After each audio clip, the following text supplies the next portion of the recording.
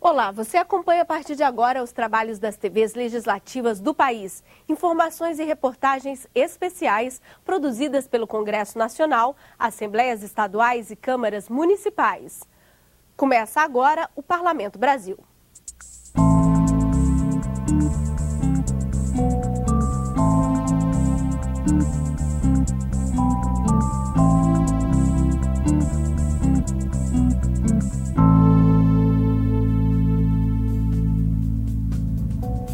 Você vai ver neste programa: Ceará tem lei para esclarecer carga tributária ao consumidor. Em Minas Gerais, um projeto incentiva a cultura popular. E o perfil histórico de Joaquim Nabuco, patrono da Assembleia Legislativa do Estado de Pernambuco. Direto do Congresso, Câmara debate normas diferenciadas para produtores artesanais de queijo. No Senado, a análise final da Lei de Combate à Lavagem de Dinheiro. E na Janela Cultural, a preservação da história e dos costumes indígenas em Cuiabá. E ainda, o bairro do Alecrim, em Natal. 100 anos de comércio e tradição regional.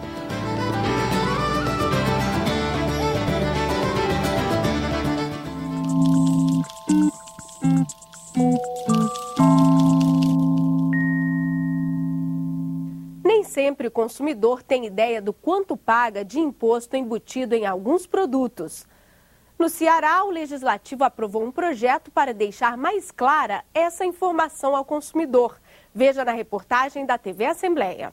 Este ano, o governo arrecadou R$1 trilhão de impostos pagos pelos brasileiros. A população não dá conta de quanto está pagando de impostos quando adquire um produto. A cada compra, muita carga tributária está inclusa. Veja os percentuais de alguns produtos. Ao comprar 1 quilo de açúcar, paga-se 40,4% do valor da mercadoria de imposto. O biscoito, 38,5%. O café, 36,5%. Entre os produtos de higiene, o shampoo é o item que mais possui imposto, 52,3%. O sabonete, 42%.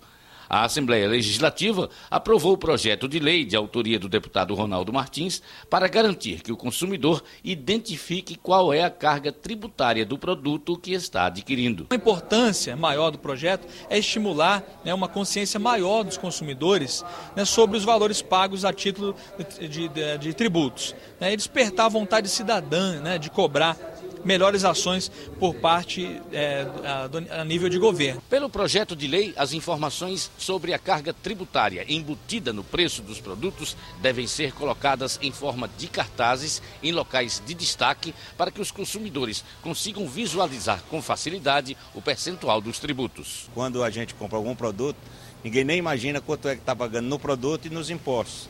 Então isso viria esclarecer para a população a quantidade de impostos que nós pagamos e o que o governo poderia fazer com esses impostos que ele arrecada. O presidente do Sindicato dos Lojistas, Cid Alves, também reconhece que o consumidor deve saber quanto está pagando de imposto. E esse projeto vem ao encontro do que nós desejamos, os brasileiros todos, os comerciantes, os consumidores, os trabalhadores, que é saber o quanto nós pagamos, nós recolhemos, comerciantes, de impostos aos cofres, porque muitas vezes se tem a ideia de que o comerciante exorbita em algum preço ou coloca uma margem de lucro que não é compatível com as suas necessidades, ou seja, bem acima das necessidades.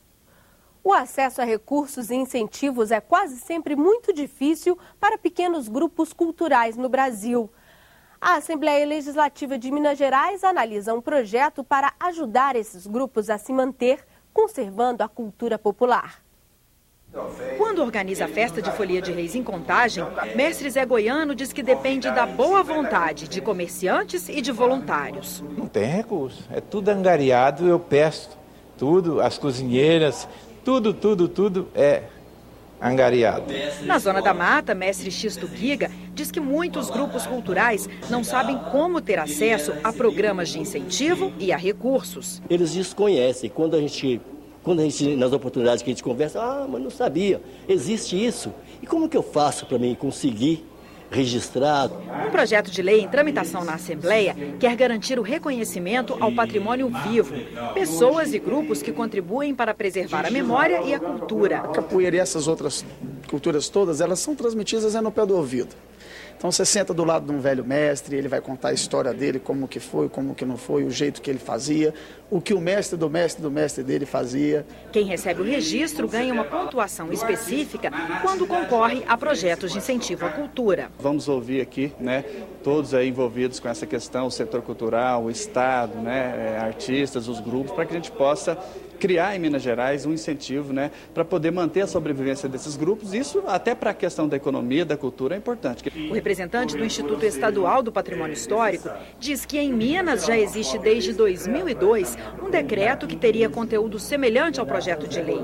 Ele defende a regulamentação. Existe, na realidade, uma necessidade da gente implementar o Programa do Patrimônio Imaterial de Minas Gerais, que também é o artigo 10 desse decreto de 2002, porém ele não conta com fundos para a execução. O autor do projeto de lei discorda. Segundo ele, a regulamentação do decreto não seria suficiente. Nós reconhecemos até hoje somente um patrimônio imaterial, que é a produção do queijo artesanal do Cerro, né? E com a diversidade cultural que Minas Gerais tem. Então o decreto definitivamente é insuficiente. E o projeto de lei, que tem um propósito de aprovar uma lei, ela está centrada no reconhecimento do patrimônio vivo. O prédio sede do Poder Legislativo de Pernambuco tem o nome de Palácio Joaquim Nabuco. Mas que participação política teve Nabuco que deu a ele o título de patrono da Assembleia? Descubra agora na reportagem da TV Legislativa. Foi por meio deste ato que, em 9 de agosto de 1948, Joaquim Nabuco foi eleito patrono do Legislativo pernambucano. O projeto de resolução apresentava a seguinte justificativa. Joaquim Nabuco foi um abolicionista destemido e incansável, de carreira política, diplomática e estadista brilhante, embora monarquista convicto. Quase 30 anos depois de sua morte, em 1909, Joaquim Nabuco continuava protagonizando fatos polêmicos. Afinal, como um homem declaradamente a favor da monarquia, seria o patrono da Casa Legislativa de um governo republicano. A postura polêmica daquele belo jovem, rico e bem-nascido diante da sociedade pernambucana começou a ganhar corpo quando Nabuco, aos 20 anos de idade, resolveu defender em um júri um escravo negro. O escravo Tomás matou seu senhor com um tiro depois de ser açoitado em praça pública. Na fuga, também matou um guarda. Mas para o advogado Nabuco, os crimes de fato eram os sociais, a escravidão e a pena de morte. E isso teve uma enorme repercussão no Recife. Mas eu lhe digo com toda certeza que Nabuco não estava tanto preocupado com o caso específico do escravo. Ele, na realidade, tinha em mente algo mais importante.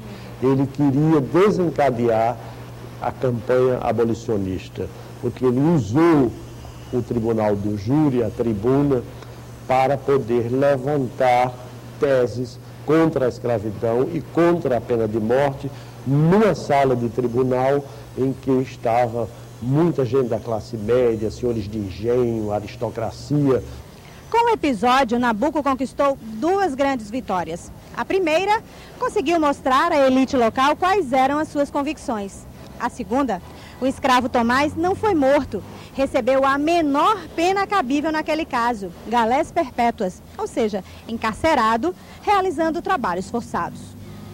É verdade que Nabuco não arregimentou e nem tentou sublevar os escravos para que eles fizessem uma revolução e saíssem por aí levantando armas para atacarem e até matarem os seus senhores, porque ele achava que a abolição teria que ser feita dentro do processo legal, teria que ser feita dentro do parlamento, e que não seria bom, porque isso seria gerar uma enorme matança, como houve nos Estados Unidos, de negros.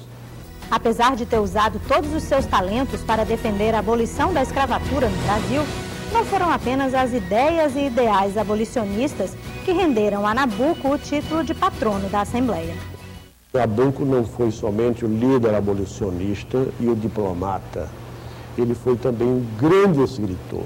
Também foi um cofundador, o secretário perpétuo da Academia Brasileira de Letras, grande amigo de Machado de Assis. Além de ter sido um grande político, ele dizia, eu faço a política de P maiúsculo, com P maiúsculo. Mesmo sem jamais ter entrado neste prédio, nem discursado desta tribuna, Joaquim Nabuco se fez merecedor da homenagem.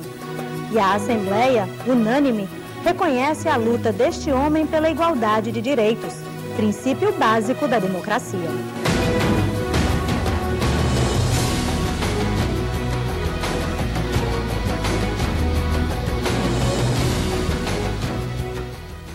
A seguir, Câmara debate normas diferenciadas para produtores artesanais de queijo e no Senado a análise final da Lei de Combate à Lavagem de Dinheiro. Não saia daí, a gente volta em instantes.